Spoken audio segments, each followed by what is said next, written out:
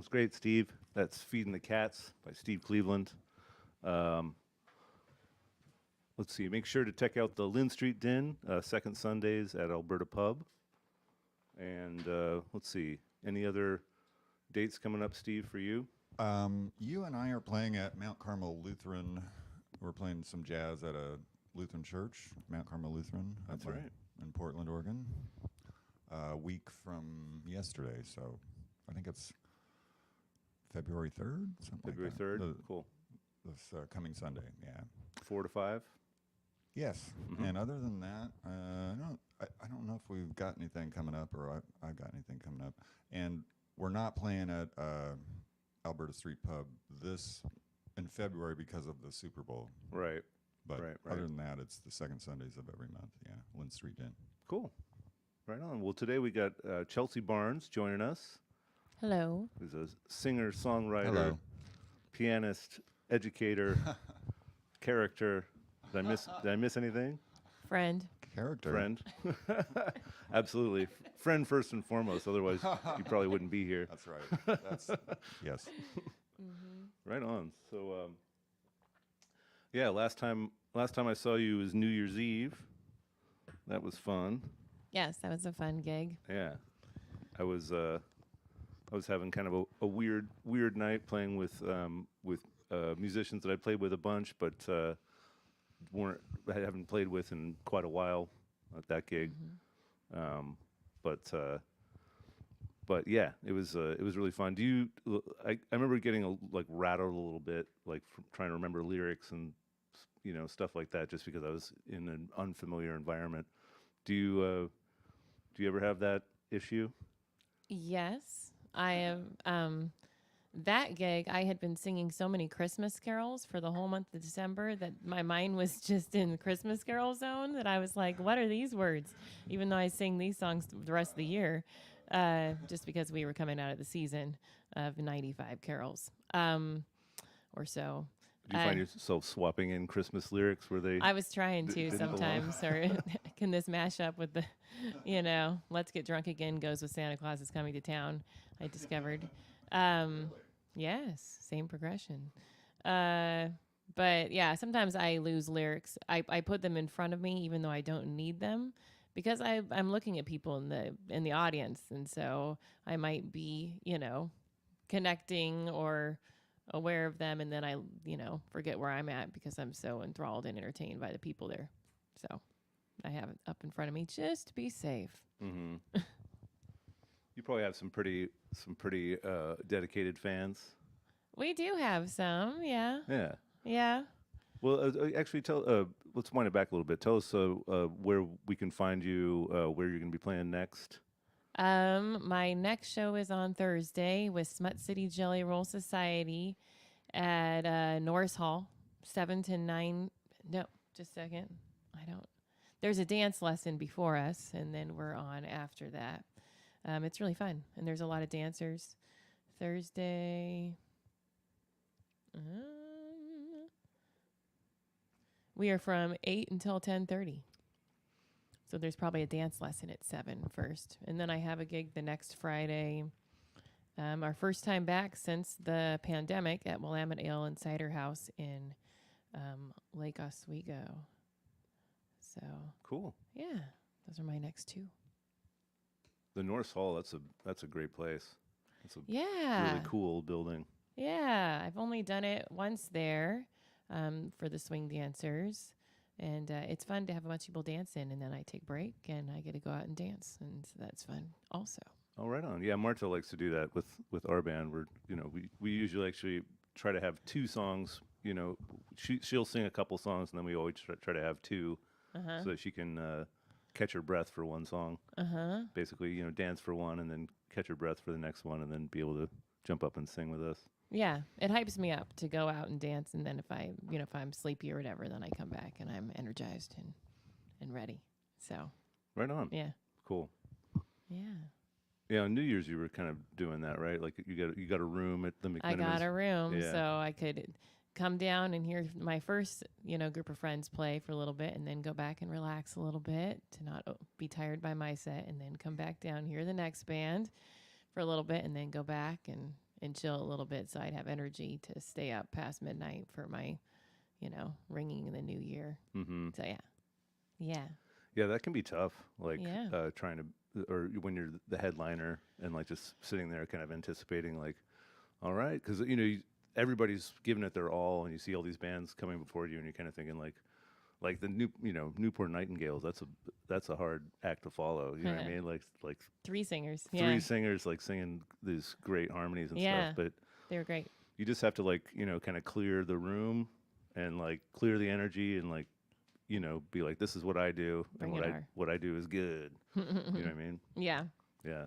Yeah. I thought it was a good variety of people that night. It was fun. Yeah. Yeah. Yeah. That reminds me of some stories. Like I can't remember who it was, but like some piano player. It might have been Mary. I think it was Marianne McPartland or something.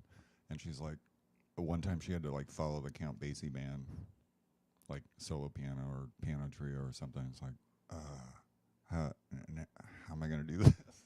Solo piano following. I the think bass so. band? Oh, Yeah. wow.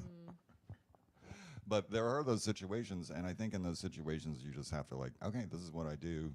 I'm not going to compete with the Count Basie band. I'm going to do my thing, and then people will come along with you or not. Yeah. Yeah, she's great, Marilyn I McPartland. love her. Yeah. Do you have who are some of your piano favorites?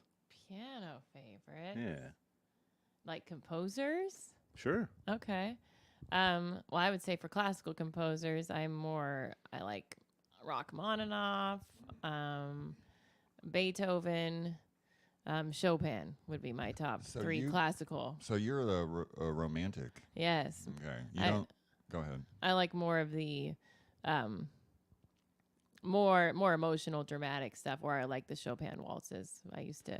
My mom used to play Chopin before I went to bed as a kid. So I would incredible. listen to that falling asleep most nights. You ever you don't like Baroque or like the earlier stuff? No, it's fine. I mean, I'm mathematical, so I get, I can do all the scales and stuff, and it feels good, but I like rather having a little bit more emotion. What about going forward into the impressionists, like Debussy and stuff. It's fine. It's more experimental, but I'm more, Beethoven, Chopin, Rachmaninoff? Yeah. Yeah.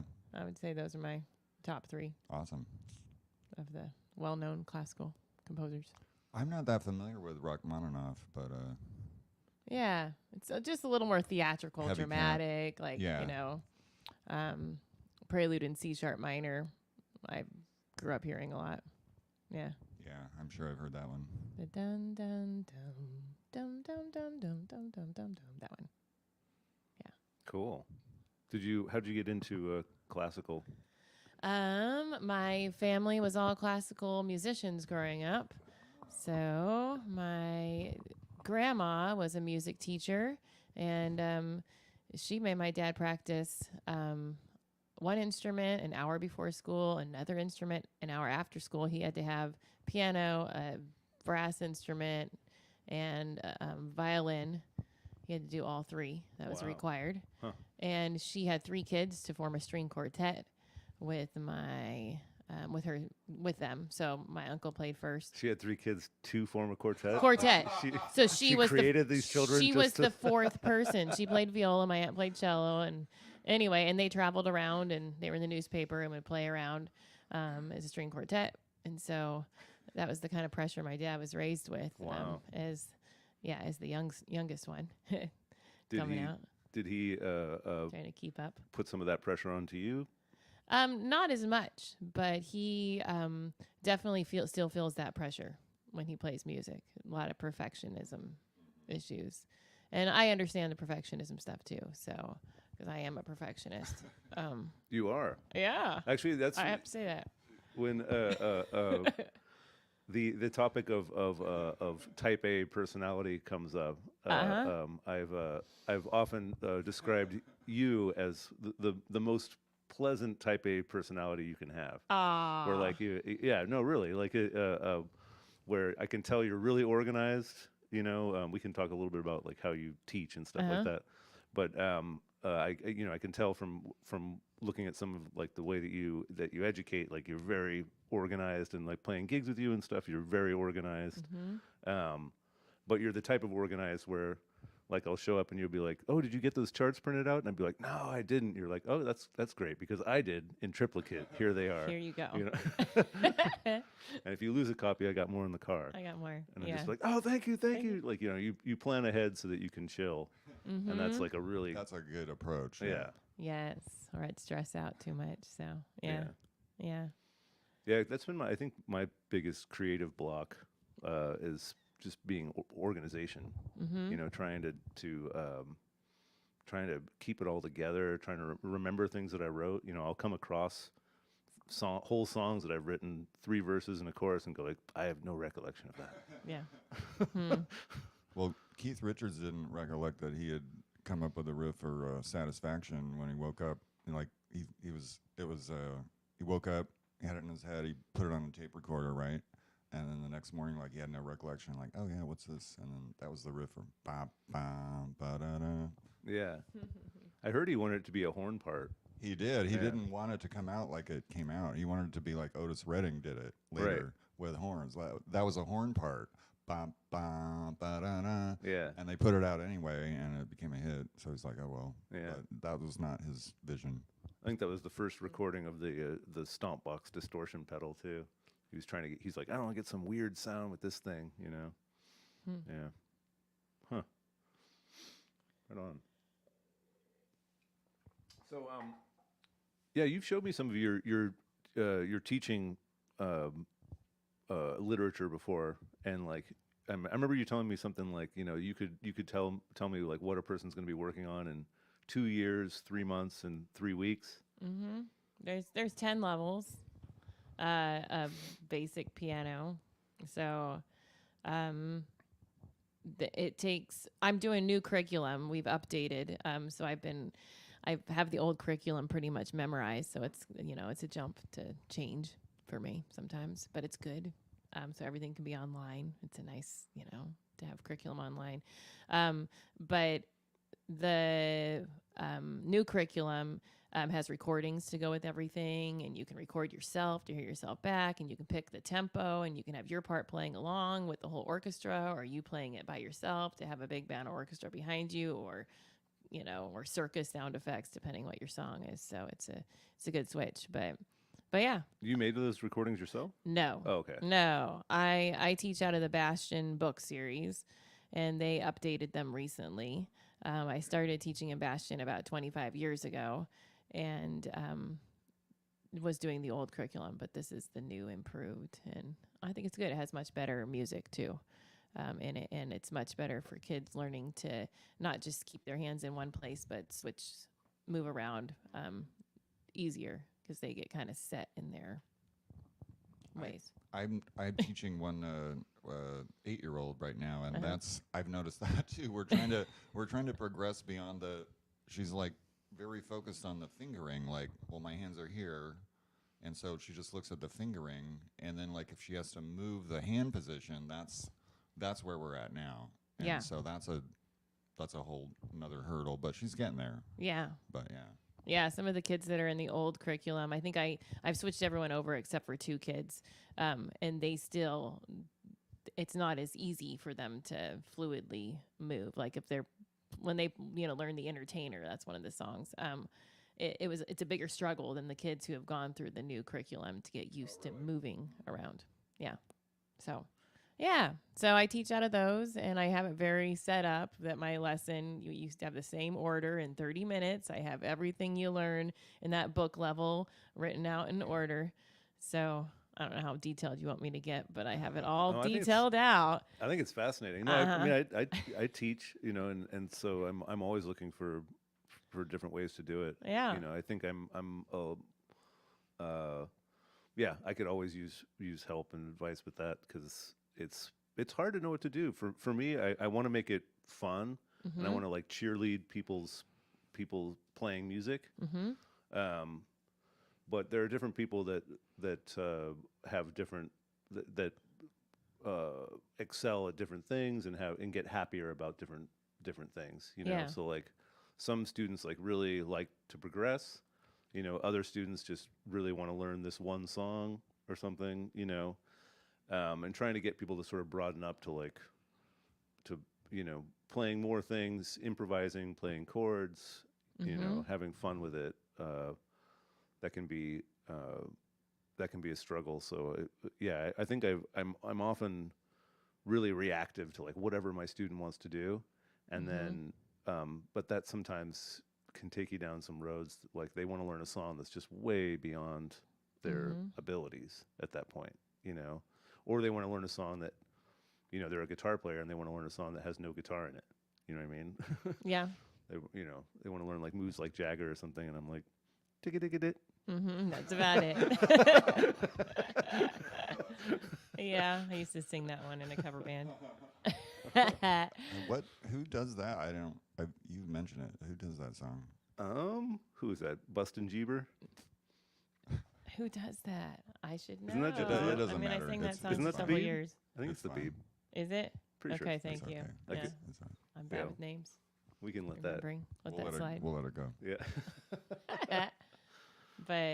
But yeah, if they come in, I don't teach adults anymore because they aren't long term. Usually, this is a fun thing they want to try out for a couple of weeks to learn a song. Yep. Is what I've discovered. But if they have special requests, let's try this. My daughter wants to do this and that. A lot of times we're just keep on trying to keep them interested versus moving them forward. And so I kind of stick with my ways and what works for me. And, I have a process that you go through. And then by the end, I know you'll get results versus if I'm get off track too much. I'd rather say this is what I do. And I know by the end, you'll have this, ability. And if you want something different, it's totally fine to go to somebody else, So I bring them through all the reading stuff. And then when they get more advanced, if they're interested in doing chords and improv, then I wrote books to do chords and improv. And I also have singing books that I've put solos together. And then I wrote books on, hearing harmony and sight reading and stuff like that. You wrote your own materials? Huh? Yeah. So I use those too. But the most important thing is just to be able to get them through all the basic stuff. But yeah. Huh. Cool. Do you schedule recitals or anything like that for the students? Yeah, we always have a recital the Saturday after Memorial Day. Oh, into really? The year. Mm-hmm. Yeah, it's a good end of the year celebration to that's encourage awesome. kids. And do you teach from home? I have a studio right by my house, so it's it's in it's like a sunroom off of a porch in a property we have. So Okay. I have my own separate space. It's nice to have your own separate room just dedicated to teaching that looks professional with a waiting room and everything. For sure. Yeah. Where do you do recitals? I do them at a church that I'm involved in that lets me use the building, which is that's great. fantastic. That's And you can great. bring food in, which is great. Yeah. So you can have an intermission and then, all the little kids can eat and, make a mess, but then they're, occupied for the second half if it feels too long for the little kids. What church is that you work in? Well, that church, I used to work there full time. Okay. Different. But I still am involved doing music there. We rotate in and out. So that one's called Bridge City Community Church. And there's a lot of good musicians there that I've been doing music with for a long time. Cool. I really like it. Yeah. Very nice. Yeah. And you teach voice too, right? Yes, but I went to school to teach voice. That was my main thing, was voice, even though I played piano a lot. But I've discovered I actually am more geared towards teaching piano. Piano is very more black and white, and so since I'm a little more type A organized, it fits my personality a little better. So even though I'm better at singing than piano, I teach kids mostly piano to have some organized way to learn how to read music, and then we do voices and add on to go with it. Yeah. That makes sense. Yeah. My one piano student, I noticed she sings along when she's playing sometimes, which I think is great. I always encourage that. Nice. And I don't know why I don't do that when I play piano, but I think it's a great thing to do. And some of my favorite players, you can hear them like Thelonious Monk, Bud Powell, Glenn Gould. You know, you can hear them. You can hear their voice over their singing. Yeah. Keith Jarrett also, Nice. of course. You know, so I think I don't know. I'm always really excited when somebody's singing and playing. You know. Yeah. I think it's great. Yeah. Well, there's the guitar players that, you know, sing their solos as they're playing them. So makes me think of that. Or I That's right. think, was it Dan, George Mitchell? Did I see George Mitchell play? George Benson. No, George Mitchell in Portland. I think he was okay. doing that. But most of my kids, they, you know, if they're learning a song, they have to they're singing along with it, saying the counts or the letters out loud while they do it. They have to do that in order to pass. So there's also words and stuff. And if they're playing chords, sometimes we get them to be able to sing the melody of the song while they do it. Sometimes that's too much, you know, to keep the rhythm going and singing. But, you know, so I sing with them, you know, while they do it. So, yeah. That's what I encourage my drum students to do that too, to actually sing each part. You know, it's like, you know, so if you got like a basic rock beat, like don't beatbox the whole thing, right? You actually just sing the hi-hat part. Tick, tick, tick, tick, tick, tick, tick, tick, boom, boom, snare, right? And if you do that, it really focuses you in on each limb, makes you separate out from what the other limbs are doing, and then you actually like, or, you know, have independence at that point. Nice. Yeah. Nice. Yeah. It's pretty helpful. Yeah. Vocalizing. Yeah. So, do you, tell us like how you started developing your character for Smut City. That's a good question. Cause I just love the way that you use your technique as a singer to sort of act out different characters. You know, it seems like sometimes in different songs you'll be a different person almost. Aw. Well, let's think about that. So I do kind of go into character for me. I did swing dancing a lot. Started in college. Before that, it was just classical music and songwriting for me.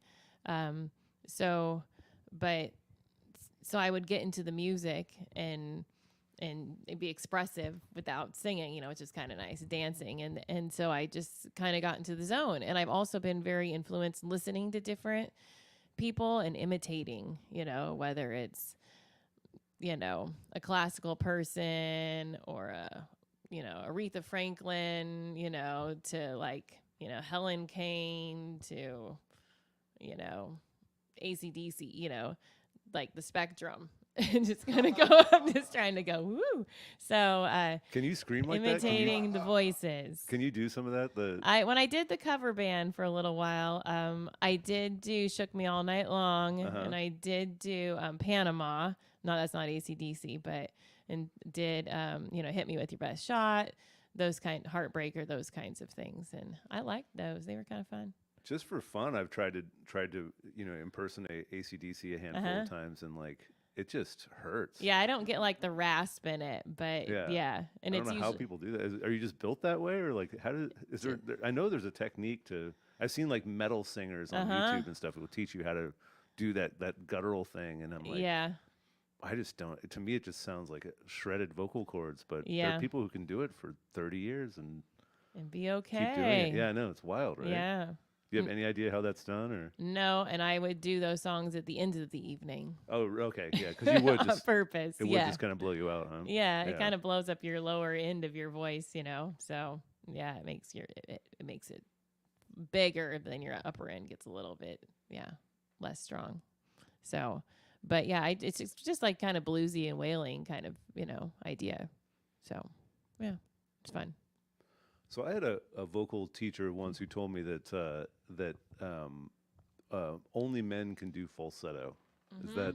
But I've heard you do, and I've heard women do things that I would think of as like head voice or falsetto. But anyway, I think you have like a really nice pure high end. Like how do you get that? Do that? Well, people say head voice, chest voice, falsetto. My last voice teacher said upper register, lower register. So there's lots of names for it. And I'm sure it's different in guys than gals somewhat. But to get super technical, your vocal folds vibrate. And so the air comes through. And there are muscles that move them when you're singing higher in your upper register or falsetto or head voice. And there's muscles that move them when you're singing lower. And so when you're talking, you're using those lower muscles. And so people don't a lot of times develop their higher voice because they're not used to, talking like this all the time. They don't do that. So, so the idea is women a lot of times will have this awkward break that they'll either always just sing in their lower voice, and then they'll get to their upper voice and all of a sudden it'll flip over, kind of like a yodeling sound to flip over and then be in their upper voice. And so that was an issue for me a lot. And so I went to this voice teacher, Tom Blaylock, for, 20 years, a long time. And we worked on trying to get the muscles that move your vocal folds when you sing high and sing low to work together. And so like on middle C, can I mostly have my lower muscles, but have a little bit of the upper muscles. And so we would do that by bringing the lower voice up and pushing it and bringing the higher voice, just using high voice muscles down so they overlap. And so you could smooth out the middle area. And so that was extremely helpful for me because before that I could sing like the Bangles type of voice, and then classical or boy soprano type of voice up high, and the middle area just had issues. I could sing like really high, like higher than I can now with like a whistle tone that I lost when I developed the middle area, but I'd rather have the middle area. So yeah. You lost the really high end. Yeah, when I was in college, I had my voice flipped to my high voice, and then it would flip again to like a whistle tone that was like just really light and easy, kind of like Mariah Carey, goes up. Right. And I could do that, and so I could hit the high notes in choir, but I don't switch up to that one anymore. So. Yeah, I remember in high school that I could do that, break up into do like an Al Green and I'm so in love. He's the best. He's my favorite falsetto. Yeah, that there is. And I could really get up there and do that stuff and just kind of do it as a goof. But like now I really miss having that. It's like I'd like to develop that again. Yeah. Do you think that's something you can develop like as you get older? Or I've heard you just sort of lose that your falsetto, or you lose like your voice lowers as you. I've heard that. Yeah. So again, I'm not focusing on teaching voice these days, but I've heard that most people's voices lose some of the high end as they get older. But then like my mom, she sings and she says it's actually easier for her to hit the high notes these days as she's getting older. So now I'm open-minded Yeah. to it. Seems like she kept practicing. Well, yeah. So it just made it easier. Yeah. Or sometimes if I'm losing my voice or I'm sick and I'm tired, it's easier for me to go out and just sing kind of higher stuff that's lighter and classical than lower stuff. So I understand how that might be. I'm still curious a little bit. We started talking about the character sort of that you developed as a performer. And I'm just kind of curious about what your thoughts are about. Do you feel like that is a persona, that's a stage character? Somewhat. Yeah. Yeah. I sometimes I'm up there and I try to think, can I be part of that zone? Like they're in the movies and be proper and be the sweet, innocent, girly swing dancer, gal from the 20s, 30s, or 40s, Yeah. kind of I think imagine. You do that very well. I mean, I think you own it, Yeah. It's like you are that when you're performing. And I also feel like, well, we did that show with you at Alberta Street Pub. And I was just cracking up so much watching you and stuff. Like you've got a lot of humor in your performance too. Aw, I think, and thanks. I just thought it was really entertaining and funny, and it was a blast. Yeah. Thanks. Yeah, I have a good time. It's very freeing for me being raised so structural, especially to be in groups that are so, especially Smut City, that's so free. It's so free. Is it? Oh, really? I mean, yeah, it's free. Yeah, it's pretty. Really? It's Okay. pretty. I don't use the book anymore. I'll just tell you that. Okay. Yeah. It's just go with the flow. It could be Yeah. a different speed. Sometimes I'm like, oh, this is too fast. But it's just nice to just have, I don't know, to not get set in your ways and just be open to whatever. And and just be more in the moment. So you're good at that, but you're also a Type A personality. am. So you balance that very I well. balance it out. Yeah. You do. It's nice. It makes it less stressful for me. Because I've had other groups that I'm with that you play the song the same way every single time, and we're going to get this music tight together with the exact outro, and everything. And Smut City's not like that. So, Yeah. Yeah. Yeah, exactly. I've never really thrived in groups where it was straight cover band where you're supposed to play the same solo and stuff like that. It just seems a bit uncreative to me. yeah.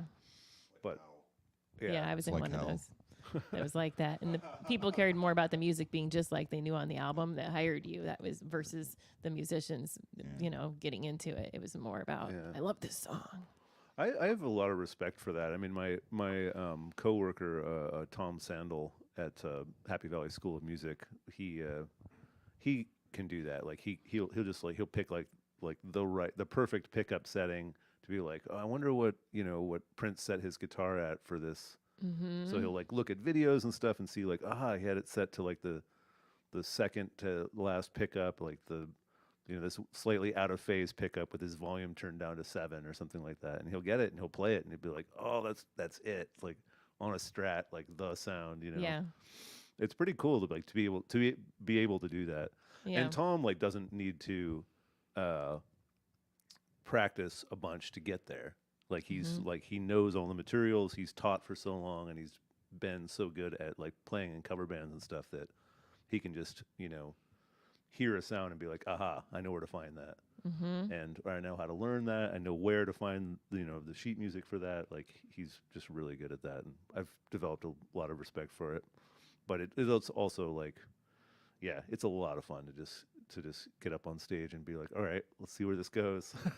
Yeah. So that's what, and it's more like just responding to people on stage, that you're playing with. So I like both sides of that. I like the creative side. I've always been creative and structured, and a lot of times, people can't be extreme in both areas and be the same person. So you may not recall, but in the very early days of Smut City, because I played with Doug back when Genevieve was singing, and when she first left and the band kind of reformed, and Doug I think it was there for one of the very first rehearsals that they had with you.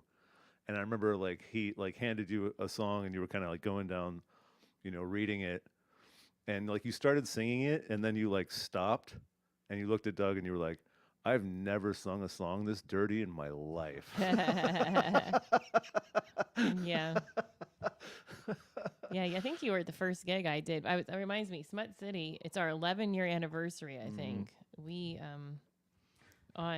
in 2 days. Cool. And we should have had a special thing. I wouldn't for think there our- would be any dirty Oh songs. no, in it. tomorrow.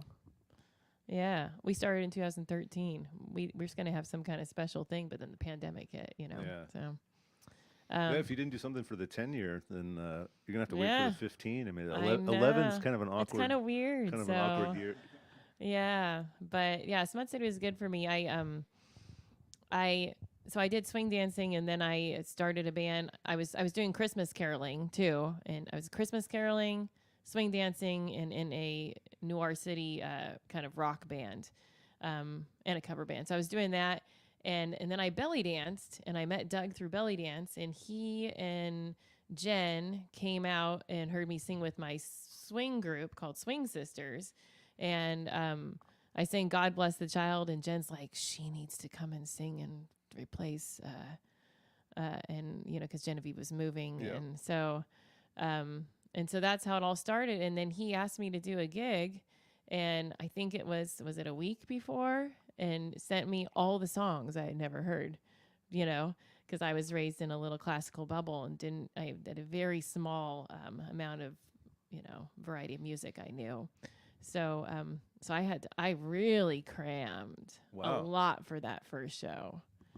So yeah, and learned a lot of stuff. Yeah, and yes, the songs are dirty. So No way. Who would have thought? Yeah. Smut City, Jelly Roll Society, dirty songs. I wouldn't have expected that. I bought Yeah. a ticket for this Smut City Jelly Roll Society, and they just sang a bunch of dirty songs. Yes, the double entendres. It's great. So, and There's some of those songs that are shocking the first time you hear them. Like, what I mean? And now it just kind of rolls off the tongue. We don't really think about it, but I kind of wonder like how it's hitting the audience for some of these people First for the time. first. If it don't fit, don't force it. Like, Yeah. that's, yeah. that's a horrific song title if you really Yes. think about it. There's some songs, if you like certain lines, if depending who I see in the audience or how many little kids that might understand, that I won't enunciate as well on just a few things. Right. Or lean back, from the mic. Yeah, I Okay. noticed that one song you changed it to "You Can Play with My Pussy Cat." Yeah, I added cat because the other. It's yeah. just a bit much after a while. Yeah, I kind of took out some of the if it's a little bit extra or if there's swear words, sometimes Yeah. Yeah. Kinda I'm makes- the innocent one in the band. It definitely I remember like moments with like the Libertine Bells, like where they had a song that what was it? It was about the feed my kitty. Mm-hmm. Feed the kitty. It was about like tipping the band. Feeding but- the cats. But like, there's just like one part in the song where they just go pussy, pussy, pussy, pussy, pussy, pussy, pussy, pussy, pussy, pussy. I kind of remember that. Yeah. I think just like that moment, like sometimes it worked, and there are other times where like the audience kind of like would stop dancing almost and just like, ugh. Like, Like- what is this? Yeah. Yeah. And then sometimes they were subtle enough that like there was that song that Dee had that was Plinkin. That it's gotta be 3-fingered style. I'll get to my pinky in just a little while. It's talking about playing the Plinkin on her ukulele, but obviously, Yeah. I've had to like convince people like, no, this is a dirty song. They're like, really? I'm like, yeah. Uh-huh. Yes. Yeah. I always go the opposite. Oh, it's just about food. Or, Yeah. oh, it's, just about being on time. Or so whatever it is. Yeah, I noticed you guys also started doing Fine and Mellow too, sort of like another blues replacement for. Yeah, we've done Fine and Mellow. I did that with the Swing Sisters, so that's how I knew about that one because I know all the Eva Cassidy stuff, so that was on her blues album. But yeah, I like doing the blues stuff. I did a blues band for a teeny bit of time that I learned all these songs, and it was a good learning experience for me. And then the band broke up after I did like 3 shows with them. So the rhythm section and the horn players just didn't mesh very well, and so Ain't that the way? but I learned all this music. It was a lot of work, and it was a cool huge brass section with this band. And I learned a lot from learning the music, so it was good for me actually. So Well, I'd play a blues in a blues band with I you. was just thinking, yeah, I mean, we could play a blues now, but I don't know what the. Yeah, do we want to play a blues? sure, You feel like What do you want to sing in what key? we could do Fine and Mellow. That's easy. Okay, Or we could do like a Summertime isn't blues, but it kind of feels it's pretty close. soul-y. Soul. Sure. In E, you say? E. N E. I think my guitar is in tune. We'll see.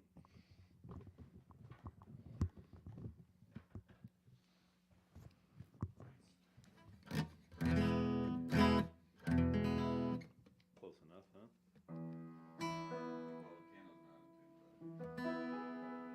So this piano, my parents bought this Yeah. My mom played piano too. Oh, nice. So you heard her playing growing up. Yeah. Was she classical? She was more play by ear. Oh, okay. Didn't read much, yeah. Okay. Yeah, it's interesting if you're classical to play by ear. Yeah. Yeah. I was trying to get my dad to just do some violin stuff over a song I wrote, and it was just, what scale should I go to, or what arpeggio? It was just the concept with it, not So, but classical is great for hearing chord progressions and hearing how notes go together. Oh, for sure. Yeah. Yeah, I'm grateful for that. Yeah, I find when I practice, Bach or something for a while, it's like it goes over into everything else that I do. It influences, when I play jazz and whatnot. Yeah. It's just, you just learn so much from studying those. Yeah. Studying that stuff. Yeah, definitely.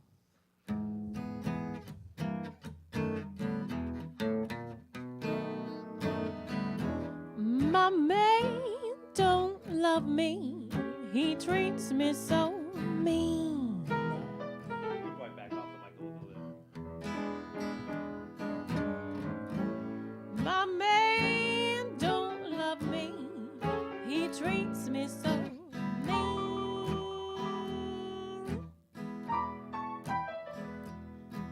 Well, he's the lowest man that I ever did see.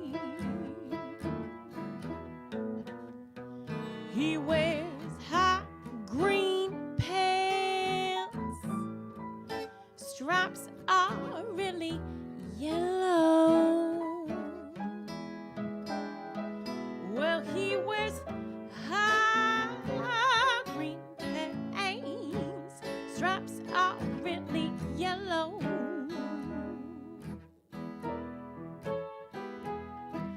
But when he starts to love me, he's so fine and mellow.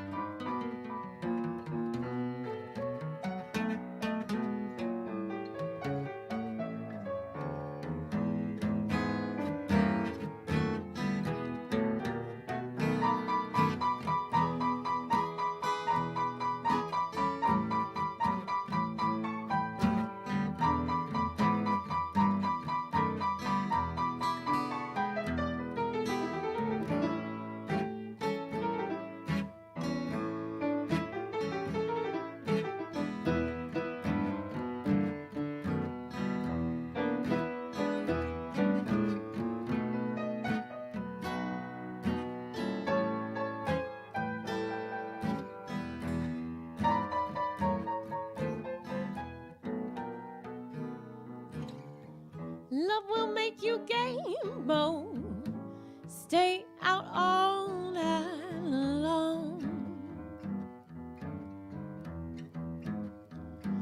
I said love will make you gamble and stay out all night long.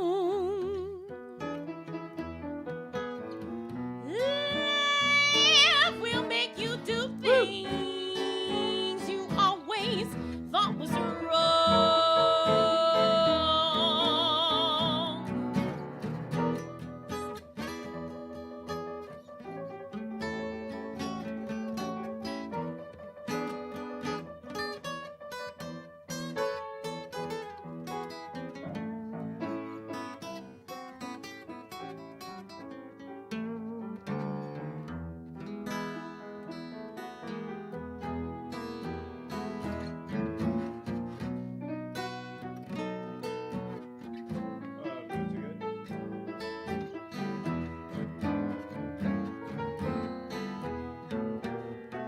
But if you you treat me right, baby, I'll stay home every day.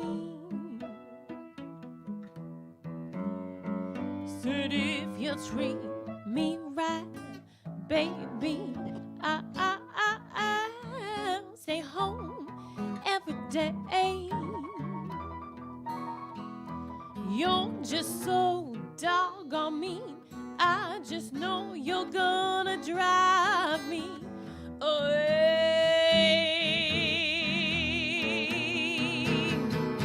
Love is like a faucet. It turns off and on. I said, love is like a faucet. It turns off and on. Just when you think it's on, baby, it's turned off and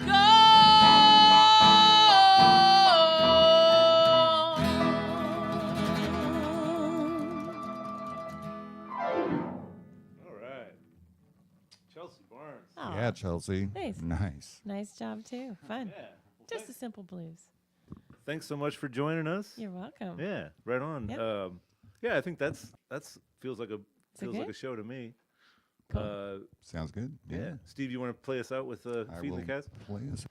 Again, thanks. We can turn that back on, Steve. Your mic's off. Yes.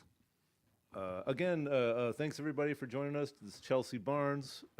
Chelsea, where can everyone catch you again? Next gig's Thursday at Norris Hall at 8, and the week after Friday at Willamette Ale and Cider House, Smut City Jelly Roll Society. Awesome. Thanks so much, Chelsea. Mm-hmm.